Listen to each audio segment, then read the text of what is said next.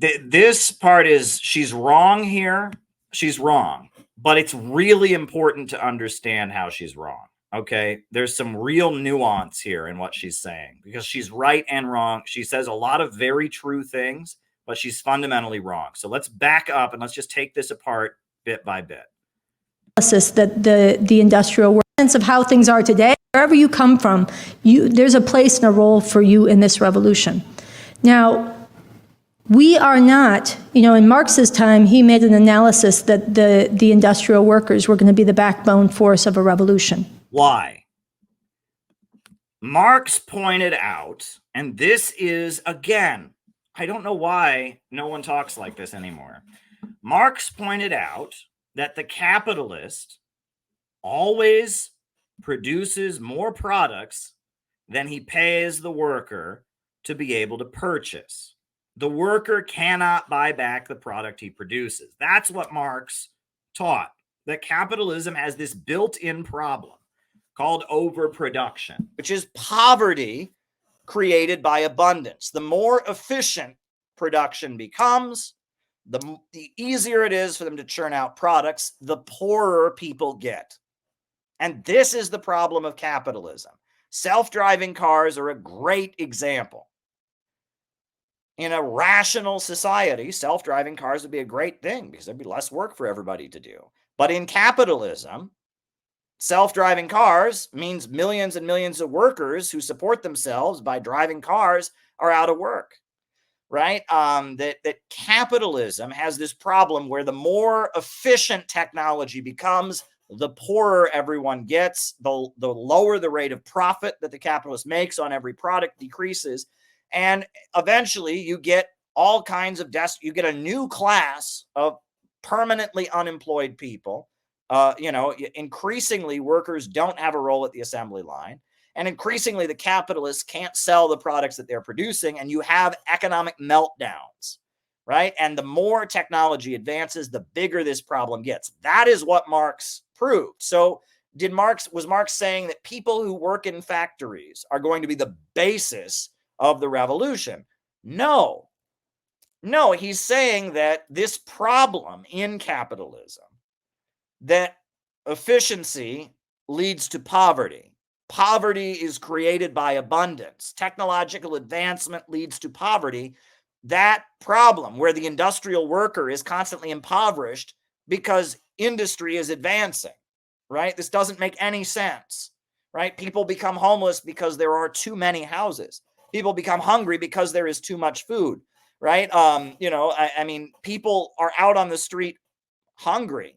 People are homeless on the streets of this country because we've gotten so good at making products. This leads to a situation where the only possible solution is the majority of society, who have to rent themselves out to a boss, the wage workers, seizing control of the means of production. First, they seize control of the state, of the government, and then with the state, they seize control of the means of production and don't operate them to make profits anymore. Right? That's what Marx was writing about. And that's in the Communist Manifesto. You go read the Communist Manifesto. You read what he says about a crisis that would have been an absurdity before, the crisis of overproduction. You read what he says about technological advancement and, the workers forming combinations. You read about what he says about the working class raising itself to the level of the ruling class and winning the battle for democracy and centralizing the instruments of production in order to raise the productive forces. It is about eliminating this problem in capitalism called overproduction and the tendency of the falling rate of profit. So what Marx is saying is that this problem that affects industrial workers, that the role of productive workers in industry is constantly decreasing, that is going to necessitate the bulk of society led by the increasingly impoverished working class to take control of the means of production. She's not really articulating that very well, but let's listen to what else she says. And that made sense at that time. Well, it also makes sense now. It makes sense now. It's even more true now because technology replacing human labor is far bigger. Artificial intelligence, Marx could never have dreamed of what we're living under right now.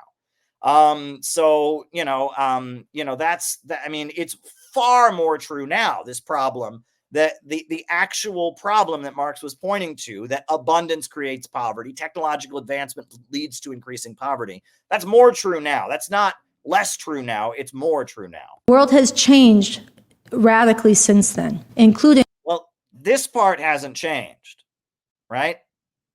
This hasn't changed. What Marx actually wrote hasn't changed. That there has been the development of imperialism in the world. Right, and that has changed, right? Imperialism, capitalism on a global stage, that has changed. But the problem that Marx explained, the problem of overproduction and surplus value, that stuff hasn't changed. Where whole nations are basically floating above, sitting on top of the whole global economic supply chain and food chain. And the U.S. is one of these. See, this is interesting. She's making it, imperialism, when she's making imperialism about the imperialist homelands, not about the colonized world.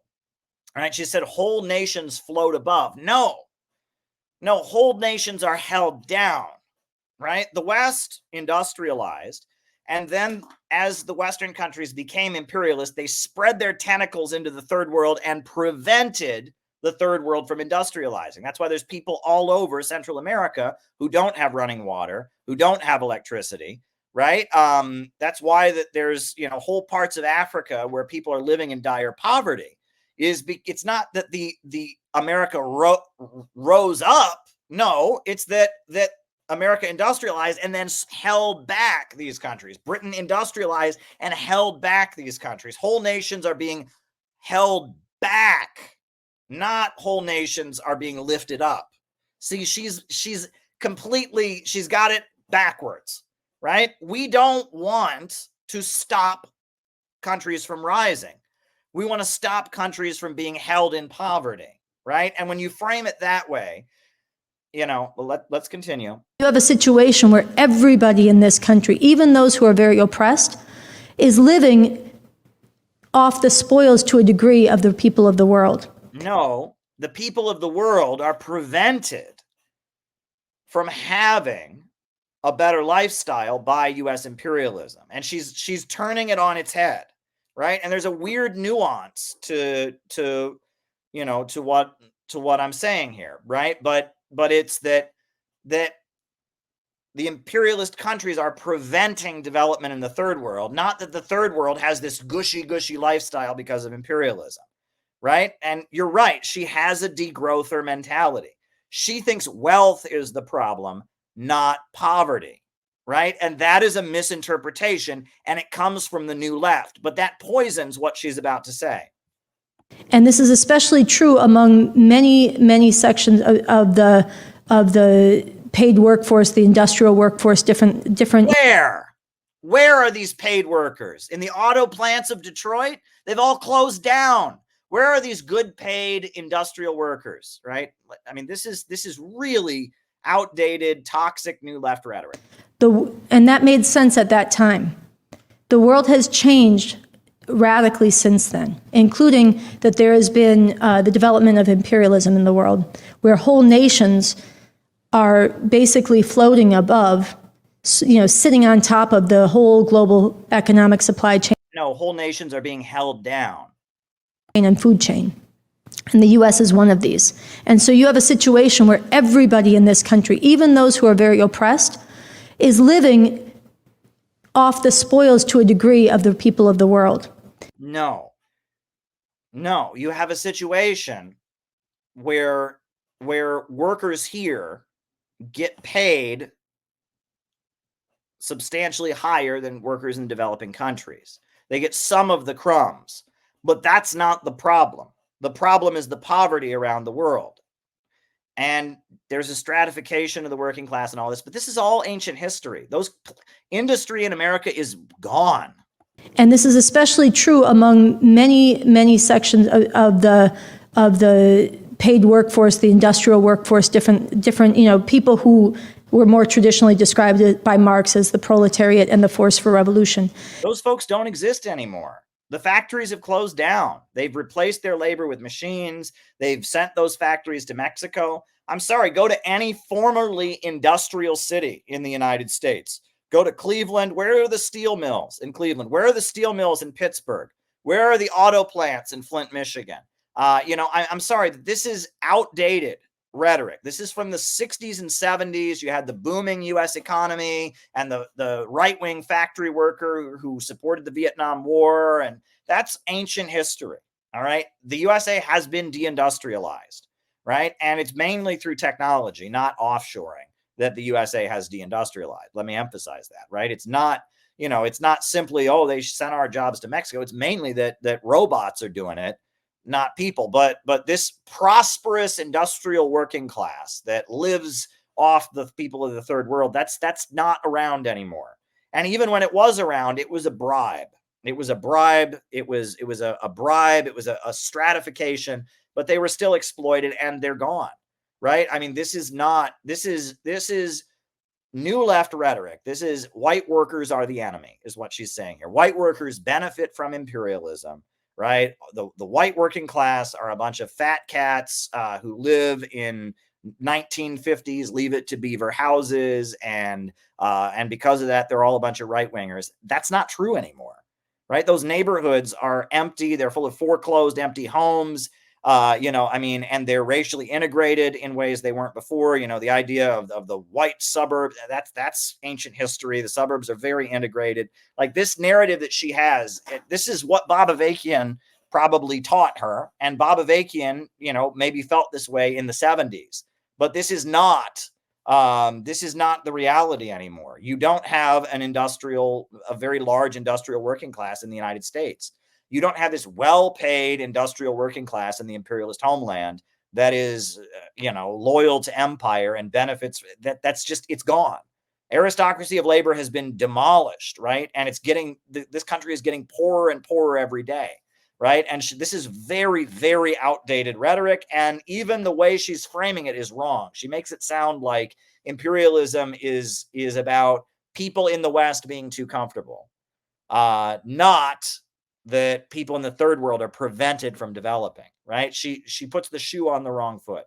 So the idea that they're going to be the most decisive force in revolution, the most decisive backbone force in it, is just doesn't correspond in the world today. I mean, there are struggles that are... Well, it does correspond, because that same problem of abundance creating poverty and technological advancement leading to impoverishment, that same problem exists. So the essence of what Marx wrote about overproduction, the tendency of the falling rate of profits, poverty amid plenty, poverty created by abundance, that is so much more true today than it was even in Marx's time. And the fact that the white industrial middle class or whatever has been eliminated, it lays the basis for there to be more solidarity and for society to come together and seize the means of production. And she's just, this is really wrong. This is knowledge that was absorbed in the 1970s, people in the RCP, people in the SWP, people in the various communist groups. They got jobs in factories and tried to win their coworkers to communism. And there was still a large industrial working class in America at that time that didn't want to hear it. And because of that, they went elsewhere, and they decided to start recruiting college kids. They started to recruit, specific, very, very impoverished communities and stuff. But this is when I talk about the Great Retreat. This is a mistaken assumption. We're not living in 1970s America anymore. And what she's painting a picture of this prosperous white suburban middle class that are all Republicans, and support U.S. military interventions and wars and hate black people and hate Asian people. And that's not the situation anymore. Right. That white industrial middle class is gone. Society is more thoroughly integrated. And in the communities where these industries used to exist, you have much more anti-war, anti-government sentiment than even in any of the liberal pockets. So she has a completely wrong assessment of demographics of U.S. society, economically speaking, and how people think. Right. The the white working class, right? Or the people in Appalachia, the people in the suburbs of Cleveland, the people in the suburbs of Pittsburgh, the people in the suburbs of Philadelphia and the suburbs of Detroit are more anti-war probably than the people she's speaking to on that campus. Right. So Jenny Lynn says, I wish I was living in the 60s getting bribed by the capitalists right now. I mean, she's got a very, very outdated understanding here. For unionization, there are struggles that are just for higher wages. And these are fights against things that are oppressive in their lives. But the communist revolution is not for better conditions of labor under the system. And it's also, who are the most politically dynamic social forces who want to make a revolution or could most readily be won to it. So again, I'm not writing anybody off, but in this society, I think the way it's developed, the analysis that the RevComs have is much more rooted on those who are really catching hell in the inner cities and the most oppressed communities. People who are terrorized by police and national and racial oppression, and people who are outraged against that, even beyond those. If you think about in 2020, there was obviously black people who stood up against the police murder of George Floyd, but it was like huge sections of society, a lot of white people and others. This social contradiction of the oppression of black people is one of the main driving forces for revolution. Another one is the oppression of women, which affects people all through different strata of society. You're going to mobilize society to overthrow the government on the basis of feminism? Seriously?